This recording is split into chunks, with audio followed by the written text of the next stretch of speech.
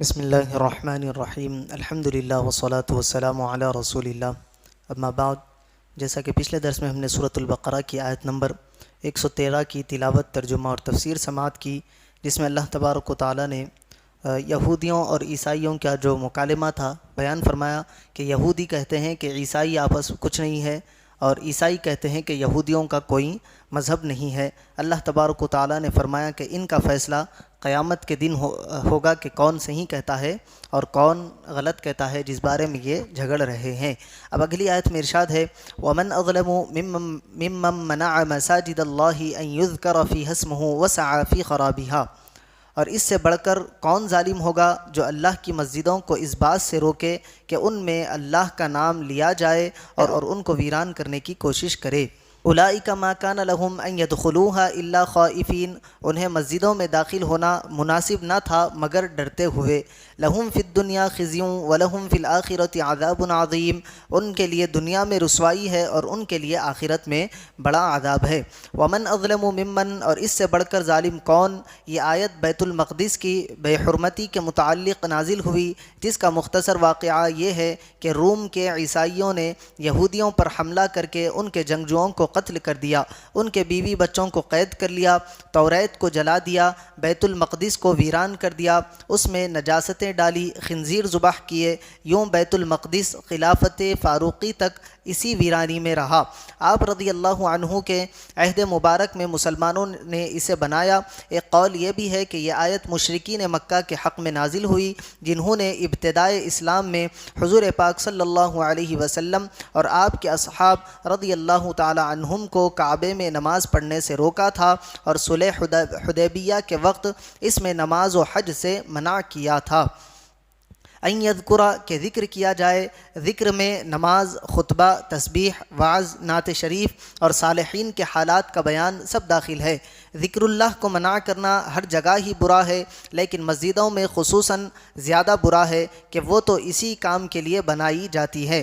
مسجد کو کسی بھی طرح ویران کرنے والا ظالم ہے، بلا وجہ لوگوں کو مسجد میں آنے یا مسجد کی تعمیر سے روکنے والا، مسجد یا اس کے کسی حصے پر قبضہ کرنے والا، مسجد کو ذاتی استعمال میں لینے والا، مسجد کے کسی حصے کو مسجد سے خارج کرنے والا، یہ سب لوگ اس آیت کی وعید میں داخل ہیں۔ البتہ یہ یاد رہے کہ کسی جنوبی یعنی جس پر غسل واجب ہے، منہ کی بدبو والے، لہسن، پیاز وغیرہ بدبودار چیزوں کی بو جس کے منہ سے آ رہی ہو، اسے روکنا اس میں داخل نہیں۔ یہ حقیقت میں مسجد سے تکلیف دہ یا نامناسب چیزوں کو دور کرنے کے حکم میں آتا ہے۔ یہ بھی یاد رہے کہ مسجد کے نزدیک دوسری مسجد اس نیت سے بنانا کہ پہلی مسجد ویران ہو جائے حرام ہے، یہ بھی مسجد کی ویرانی میں کوشش کرنا ہے۔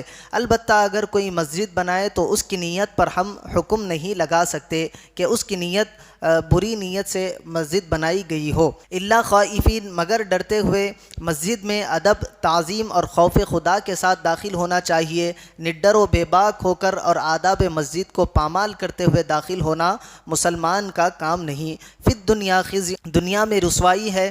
بیت المقدس ویران کرنے والوں کو دنیا میں یہ رسوائی پہنچی کہ قتل کیے گئے، گرفتار ہوئے، جلا وطن کیے گئے۔ خلافت فاروقی و عثمانی میں ملک شام ان کے قبضے سے نکل گیا اور بیت المقدس سے ذلت کے ساتھ نکالے گئے۔ مسجدوں اور مسجدوں سے تعلق رکھنے والوں سے نفرت کرنے والوں کو یہ وعید اپنے پیش نظر رکھنی چاہیے۔ اگلی آیت میں ارشاد ہے وَلِلَّهِ الْمَشْرِقُ وَالْمَغْرِبُ، اور مشرق و مغرب سب اللہ ہی کا ہے۔ فَأَيْنَمَا تُوَلُّوا فَثَمَّ وَجْهُ اللَّهِ، تم جدھر منہ کرو ادھر اللہ ہی کی رحمت تمہاری طرف متوجہ ہے۔ ان اللہ واسع علیم، بے شک اللہ وسعت والا، علم والا ہے۔ وللہ، اور اللہ ہی کے لیے ہے۔ اس آیت کے بہت سے شان نزول بیان کیے گئے ہیں۔ پہلا یہ کہ ایک مرتبہ صحابہ کرام رضی اللہ تعالیٰ عنہم تاریک رات میں سفر میں تھے، قبلے کی سمت معلوم نہ ہو سکی، ہر شخص نے جس طرف اس کا دل جمع نماز پڑھ لی۔ صبح کو بارگاہ رسالت میں یہ حال عرض کیا تو یہ آیت مبارکہ نازل ہوئی۔ دوسری اس کا شان نزول یہ ہے کہ حضرت عبداللہ ابن عمر رضی اللہ تعالیٰ عنہ فرماتے ہیں کہ یہ اس مسافر کے حق میں نازل ہوئی جو سواری پر نفل ادا کرے، اس کی سواری جس طرف متوجہ ہو جائے اس طرف اس کی نماز درست ہے۔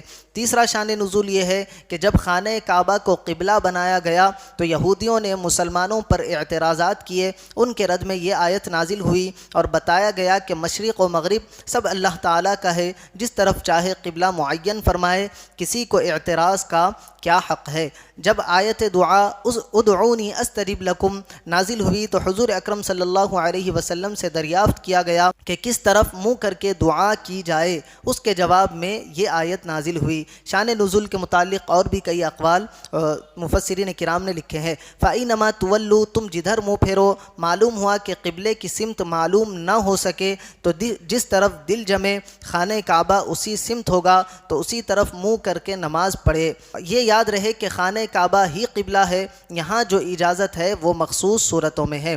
جس طرح ہم نے فقہ کے درس میں بھی اس بات کو سماعت کیا تھا کہ اگر کہیں آپ جنگل میں ہے یا ایسی جگہ پر ہے جہاں پر مسلمانوں کی کوئی آبادی موجود نہیں ہے، اب آپ کے پاس نماز کا وقت ہو گیا، نماز ادا کرنا ہے، تو اب آپ کس طرف منہ کر کے نماز پڑھیں گے؟